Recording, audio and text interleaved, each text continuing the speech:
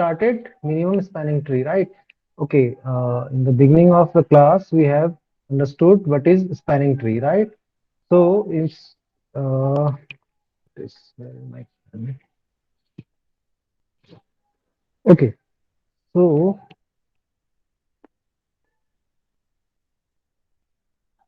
for example, this is our graph, given graph, and we have to find spanning trees of this. So, let's say we have created first spanning tree for this one, second one this, third one this, and fourth one this. Third one is this, and fourth one is this. So what is the characteristics of a spanning tree? That it should not contain any loop. This is the first characteristic, right?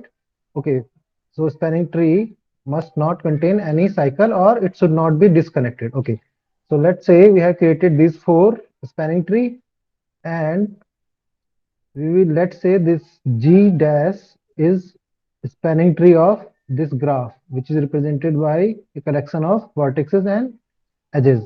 So in this case, first criteria will be spanning tree must contain all the nodes. That means V dash equals to V, right? Okay. And second case was that our E dash, number of edges in the spanning tree, will be subset of total number of edges in the graph, right? It will be subset of total number of graphs, right? So we can represent any spanning tree like this graph of V dash and E dash, right? So what about a minimum spanning tree? Why we are referring it minimum spanning tree? If we have some weight or cost associated with all the interconnecting edges, and we generate some spanning trees, and then we find cumulative cost of all the edges in a particular spanning tree, and find that if the lowest the spanning tree with the lowest cost will be called as our MST, right? Minimum spanning tree of that particular graph, right? Okay, that is okay. So in this case, we have created four spanning tree, and all the spanning tree is having its different cumulative cost. First one has 12, second one has 14, third one has 11, and fourth one has 10, right? So out of these four, we found that this tree number 4, tree number 4 has this tree has lowest cost associated with all the edges, right? That means it could be a minimum spanning tree of this particular graph. So this is all we already understood, right? Okay, now come to the characteristics of the spanning tree. So first property of spanning tree will be spanning tree must not contain cycle, right? And second characteristics is should not be disconnected. What it means by disconnected? It should contain all the nodes of a graph connected with the edge, right? For example, in this case, we cannot create this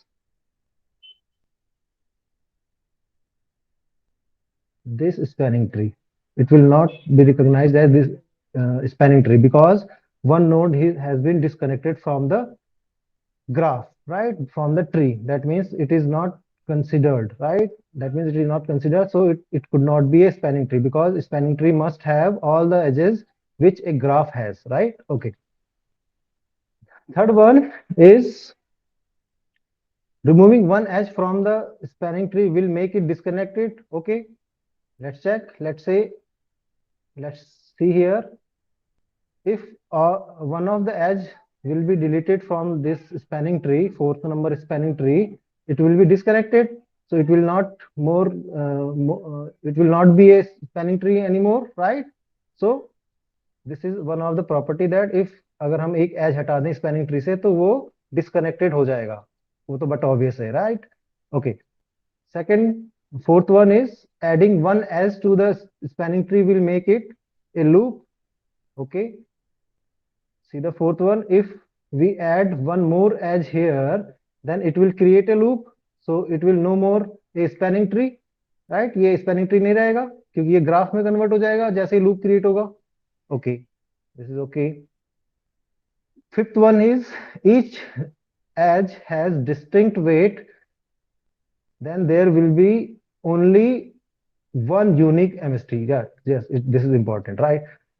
अगर एक अगर हर एक as, यहाँ पर देखिए, अगर हर एक as, जैसे एक एज ये इस हर एक एज में डिस्टिंक्ट वैल्यू है, डिस्टिंक्ट कॉस्ट है, तो there is only one MST will be there, only one MST will be there, right?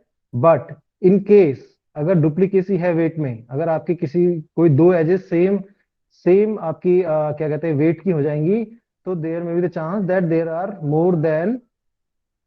more than one MST will be there for that particular graph. For example, if I convert this cost to 2, then we have two edges with the same weight. So there may be the chance that MST will contain this 2, or second MST will contain this 2, right? So there may be more than one MST for that graph, right? If it is having same cost for multiple edges, right? But if it is not the case, if every edge has distinct weight, then only one unique MST will be created, right? Okay. The complete undirected graph can have n to the power n minus 1 number of spanning tree. Complete undirected graph means, for example, we have these 4 nodes. Complete undirected means every node has connection with every node. Every node has connection with every node. In this case,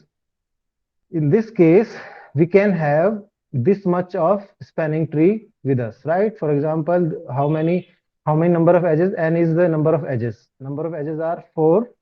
So we can have 4 to the power 4 minus 2 equals to 4 to the power 2.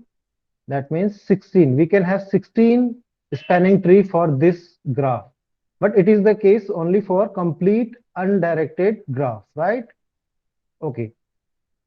Every connected and undirected graph has at least one spanning tree. Okay, this is simple. अगर आपका जो graph है वो connected है, we are not talking about complete, we are talking about connected. Let's say this one, right? So just a minute.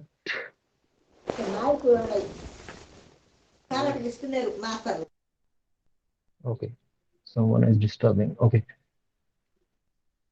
So if complete undirected graph is not there and it is a connected or undirected graph, it will be always be having at least a minimum of one ST spanning tree, right? हर एक graph जो connected होगा और undirected graph होगा, वो कम से कम एक spanning tree होगा ही होगा, पॉसिबल है उसका। ऐसा कभी भी नहीं होगा कि उसका एक भी स्पैनिंग ट्री ना बने, right? Okay. And eighth one, disconnected graph doesn't have any spanning tree. Obviously अगर आपका ग्राफ डिस्कनेक्टेड है, कोई नोड सेपरेटली पड़ी हुई है, तो आप उससे कोई भी स्पैनिंग ट्री नहीं बना सकते, क्योंकि आपकी स्पैनिंग ट्री में सारी की सारी नोड इंक्लूड होनी है और वो कनेक्टेड होनी चाहिए, राइट? तो उस केस में आप नहीं बना सकते उसका spanning tree. Okay, last one is important. From A complete graph, by removing maximum of this much of edges, e minus n minus 1, where e is the number of edge that graph contain and n is the number of vertices or node that graph contain. Okay, for a complete graph, by removing this much of edges we can construct a ST, right? तो अभी इसको देख लो, यहाँ पर मान लो आपका let's say ये, इसी को देख लो, ये आपका कंप्लीट ग्राफ है, ये वाला। इसमें आपके 3 नोड्स हैं और हर एक नोड से कनेक्टेड है। दैट मीन्स E की वैल्यू क्या है बच्चे? यहाँ पर कितने नंबर ऑफ एजेस हैं? 3 एजेस हैं। एंड नंबर ऑफ नोड्स कितनी है? 3, n इक्वल्स टू 3। तो आप अगर इसका अगर आप स्पैनिंग ट्री बनाएंगे, तो या तो ये बनाएंगे या ये बनाएंगे या ये बनाएंगे, ये 3 पॉसिबल केसेस हैं। ओके, तो अब देखो आपने जब इनके स्पैनिंग ट्री बनाए तो इसमें से कितनी नंबर ऑफ एजेस रिमूव करी, तो आप देखो इस फॉर्मूले में रखो max of e minus N plus one, e is 3 minus 3 plus one, 3 से 3 कैंसिल हो गया, इक्वल्स टू 1। यानी कि इस केस में आप केवल एक एज, मैक्सिमम एक एज निकाल हटा के इसके स्पैनिंग ट्री निकाल सकते हैं। फॉर एग्जाम्पल अगर हम इस वाले एग्जाम्पल में देख लेते हैं, अगर हमारा कंप्लीट है तो हर एक नोड से कनेक्टेड होगी, ठीक है, ये कनेक्टेड है। तो इसमें आप देखिए, इसमें आपका एन क्या है बच्चे, 4, और एजेस कितनी है, 1 2 3 4 5 6, ई है 6। तो इसका अगर मैं स्पैनिंग ट्री बनाऊंगा तो या तो ये बनाऊंगा, राइट, या फिर ये बनाऊंगा, राइट। तो मेरे को कितनी एजेस रिमूव करनी पड़ रही है वो हम कैलकुलेट कर सकते हैं, max of E minus N plus one, that means max of 6 minus 4 plus 1, that is our 2 2 plus 1 3, three edges, that for making a spanning tree of this graph we need to delete three edges, and in this case we have deleted this one and this one, right? Got my point, guys?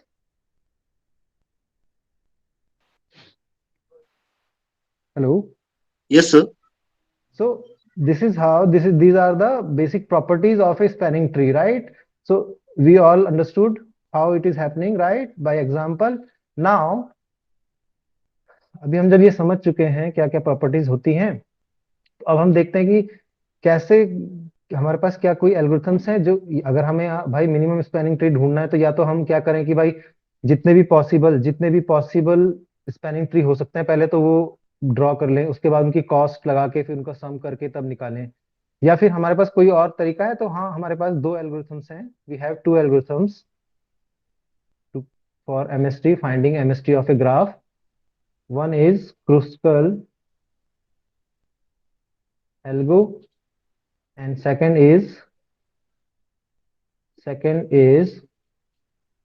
Prim's algo. Let's discuss it one by one, right? These are the two algorithms we have to find MST of any graph, right? Okay, let's first come up with Kruskal algo. Okay, so yes, let's say this graph is this one. Sorry, this is indirected graph. It's okay, and we have further this. It has cost of 9, it has cost of 5, and we have one loop here, right, which is of 1 cost, right?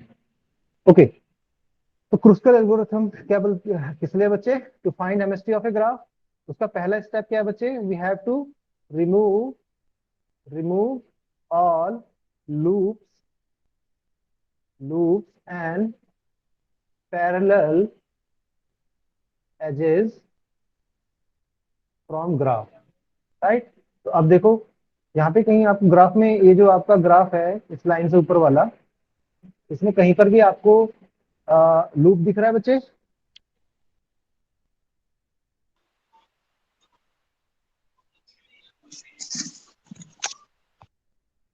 Yes, sir. कौन सा है बच्चे, loop जो तो हमारा, है हाँ D loop है, ई डी, एफ। हाँ डी डी हमारा लूप है, तो इसको रिमूव करना है। ऑब्वियस सी बात है, डी से डी तक जाने की कॉस्ट क्यों देनी है ना, तो ऑब्वियस सी बात है इसे रिमूव भी कर सकते हैं। तो पहला पहला जो मेथड रूल है क्रुस्कल एल्गोरिथम का, उसका क्या है कि जितने भी लूप्स एंड पैरेलल एजेस हैं, तो लूप्स को आपको रिमूव करना है। तो let us remove first loops. Okay, okay, we have removed loops. Okay, now second is parallel edges. So we have two parallel edges here, one is a to b, which has cost 9, C and c to e, which has cost 5. So these two, in the root of a to b we have two edges, one has 9, one has 7 as a cost. So obviously, because we are finding minimum spanning tree, that means which edge should be removed? The edge with the higher cost. So in this case, we have this edge with the higher cost. 9 is greater than 7, so we need to remove this edge, this parallel edge, right? This parallel edge, because आपके पास एक की ए से B तक जाने के दो path थे, उसमें से आपका जो ज्यादा कॉस्ट हो रहा था वो आपने रिमूव कर देना है, पैरेलल एज बोलेंगे हम उसे, राइट? सिमिलरली सी टू ई में भी आपके पास दो पैरेलल एजेस हैं, एक की कॉस्ट है 3, एक की कॉस्ट है 5। तो हम लोग पहले किसको रिमूव करेंगे बच्चे? जिसकी कॉस्ट ज्यादा होगी। तो इस केस में हमारे पास कॉस्ट किसकी ज्यादा है बच्चे? 5 की। तो हम 5 वाली पैरेलल एज को पहले रिमूव कर देंगे। सबसे पहला टास्क हमें ये करना होता है, ठीक है? ओके, नेक्स्ट, अब क्रूस्कल एल्गो में सेकंड स्टेप क्या है कि जितनी भी आपकी एजेस हैं उनको स्मॉलेस्ट कॉस्ट के अकॉर्डिंग सॉर्ट कर देना है, राइट? असेंडिंग ऑर्डर में सॉर्ट कर देना है। तो ठीक है, हमारे पास कौन कौन सी एजेस हैं? सबसे छोटी, एक तो आपके पास सबसे सबसे कम कॉस्ट कौन सी है? सबसे कम कॉस्ट है D to E and E to F. देखो यहाँ पर टू टू है दोनों की, इससे छोटी कोई भी कॉस्ट नहीं है आपकी। तो आपने सबसे पहले लिख लिया D to E to F, right? Okay, इसके बाद नेक्स्ट हायर कौन सी है? थ्री। थ्री कॉस्ट एक यहाँ पर है, एक यहाँ पर है। तो जिन जिन को हम इंक्लूड करते जा रहे हैं उनको हम मार्क भी करते जा रहे हैं। तो हम सी टू ई को हमने इंक्लूड कर लिया। ऐसे ही सी टू बी को या बी टू सी आप कुछ भी लिख सकते हैं क्योंकि अनडायरेक्टेड ग्राफ है, उसको भी हमने इंक्लूड कर दिया, ठीक है? Next higher cost we have this one, so C to D we have included, okay? Next higher cost 5, any other 5? No. So D to F 5 we have included, right? We have included. Okay, now 6. 6 B to D. B to D we have 6 cost we have included, okay? And after that 7. 7 A to B we have included, or B to A we can write it A to A B or A B to A, anything you can write. 7 we have included, okay? After that 8 we have included A to C. So we have sorted all the edges with their cost in the ascending order, right?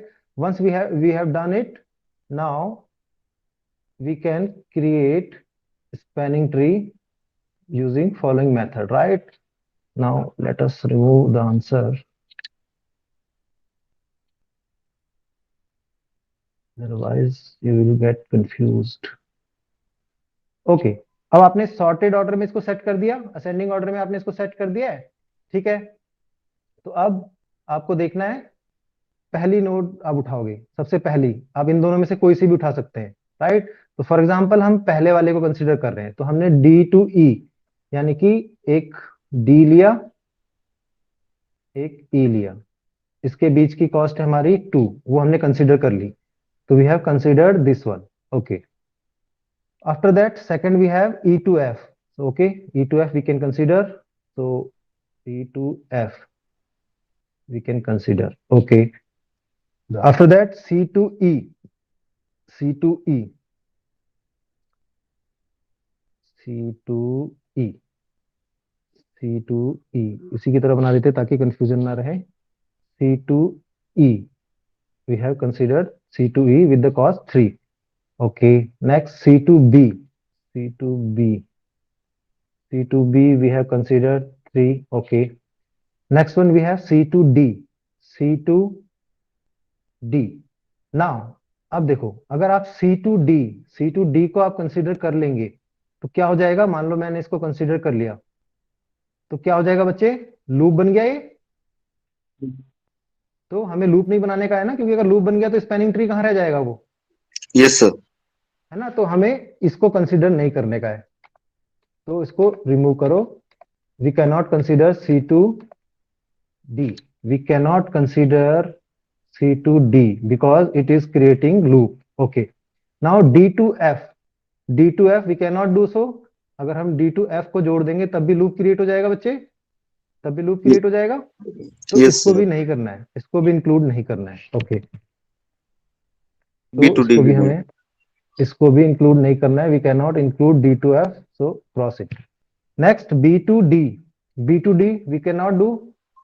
Yes sir, भाई फिर से loop create हो रहा इसमें है, भी तो loop इसमें भी बन हो रहा है, जाएगा। तो इसको भी नहीं करेंगे हम, ठीक है, इसको भी हटा दो। Next B2A, B2A is having 7 cost, yes sir, B2A 7, we can consider it because it is not creating any loop. Okay, now A to C we can create or ये not? लूप क्रिएट कर रहा है। हाँ, तो इसका मतलब हमें इसे कंसीडर नहीं करना है, we cannot consider these edges, right? So let us remove this line. Okay, now we have covered all the edges, right? So you may find that this spanning tree is the minimum spanning tree of this graph, this graph. You can check it, अगर आप कोई और spelling tree बनाओगे तो उसमें cost इससे ज्यादा ही आएगी, यानी कि आपकी जो टोटल कॉस्ट है अभी इस मिनिमम स्पेलिंग ट्री की, this is MST for given graph 7 3 10 10 3 13 13 15 15 17, this MST contain cost of 17। अब अगर आप इसके अलावा कोई और बनाओगे तो देखना आपको इससे ज्यादा ही कॉस्ट मिलेगी, you can try, right right dear. Yes sir, तो क्रूस्कल एल्गोरिथम समझ में आ गया आपको क्या करने का है। सबसे पहला काम, चाहे क्रूस्कल हो चाहे आपकी प्रिज्म हो, आपको पैरेलल एजेस हटानी है, राइट। फॉर एग्जांपल यहाँ पर कोई पैरेलल एज थी जिसकी कॉस्ट थी 9, तो आपको क्या करना है, इन दोनों में से किसी एक को रखना है। तो आप कौन सी रखोगे, मिनिमम कॉस्ट वाली एज को आप इंक्लूड करोगे, और जो हायर कॉस्ट है जिसकी, उसको आप रिमूव कर दोगे, उसको आप हटा दोगे। ऐसे ही अगर आपका मान लो यहाँ पे लूप था, तो इस लूप को भी आप ब्रेक करोगे, हटा दोगे यहाँ से, right? Then only you can find a unique MST, right? Because if there is loop or parallel as, you cannot say that the MST you have created is unique one, right? Right, dear? Yes sir, Now come to the second method we have. Second method we have, which is our Prince algo, our Prince algorithm, right? Okay, let me clear answers.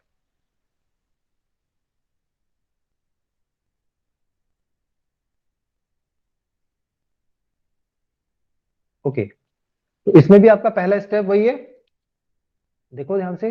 पहला step आपका यही है कि आपको पहले loops और remove करने हैं, उसके बाद सेकंड स्टेप में आपको कोई भी एक उसको रूट सेलेक्ट कर लेना है, राइट। किसी भी एक नोड को आपको रूट सेलेक्ट करना है, सेलेक्ट अगर आपको गिवन है तो ठीक है, अदरवाइज आप select any node as root.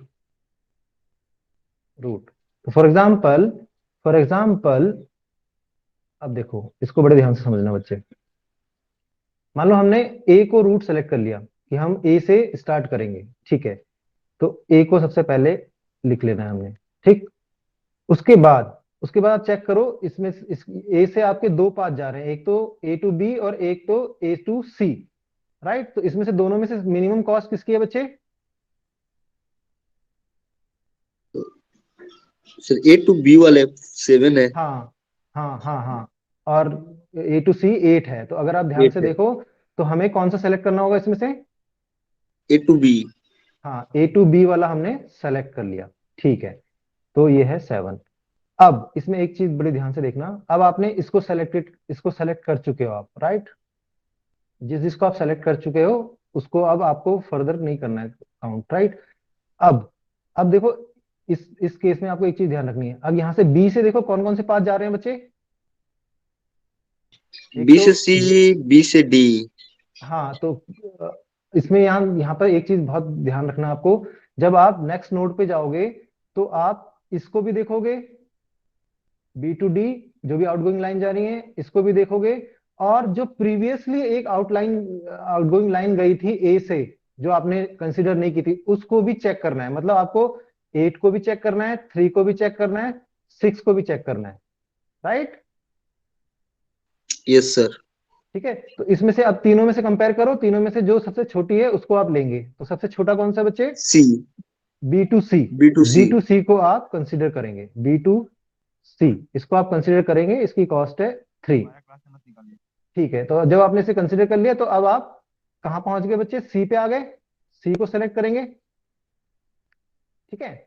अब सी को सेलेक्ट करेंगे। अब जिस जिसको हम सेलेक्ट करते हैं, जो जो नोड हम इंक्लूड कर रहे हैं उनको मैं मार्क कर देता हूँ कि ये सेलेक्ट हो चुकी हैं, राइट। अब सी से जितनी भी नोट्स हैं उनमें उनका कौन कौन सा है देखो, एक तो है सी टू डी जिसकी 4 कॉस्ट है, एक एक है सी टू ई जिसकी 3 कॉस्ट है। दो तो ये है बच्चे, यस सर। ठीक है। और इनके साथ साथ जो प्रीवियस नोड की जो पेंडिंग पेंडिंग एजेस थी उनको भी देखने का है। तो तो सी अपने टू को, ए है, हाँ, सी टू ए ये 8 पेंडिंग है। है।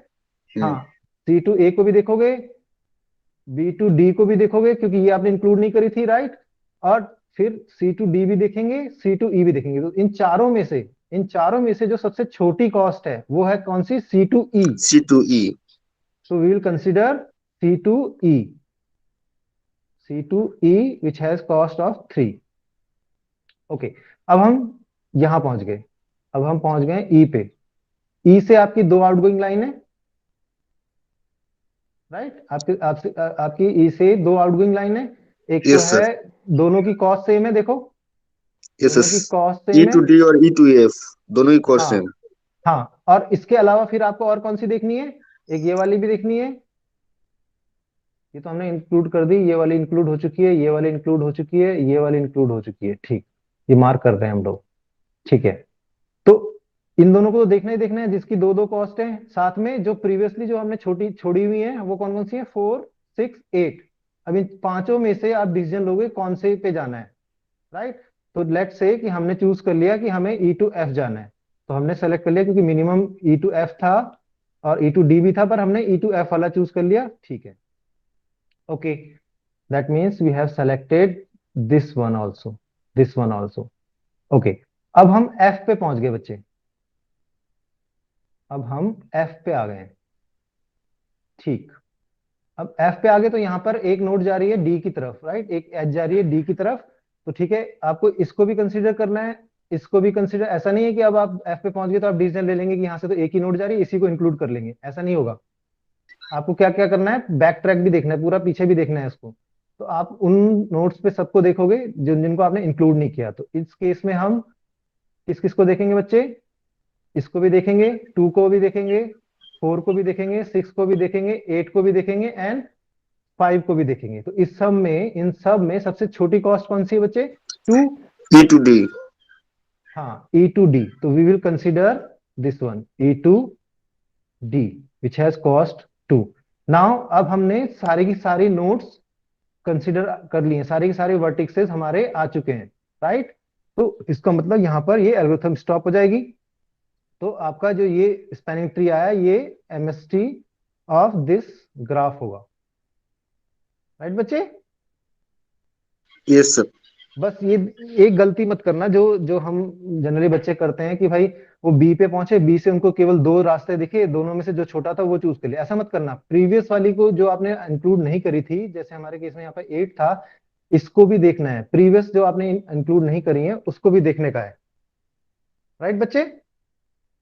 इसका सबसे अच्छा तरीका है कि आप हर एक नोड पे जब पहुंचे उसके आगे लिखते जाओ कि कहाँ कहाँ से पाथ अवेलेबल है, राइट। जैसे कि आप ए पे थे तो ए पे आपने नोट कर लिया कि भाई 7 8 था, 7 को आपने सेलेक्ट कर लिया। फिर आप बी पे पहुंचे, बी पे आप पहुंचे, बी से आपके पास पाथ था, एक 6 वाला था, एक 3 वाला था, और उससे प्रीवियसली कौन सा बचा हुआ है बच्चे, ये वाला 8।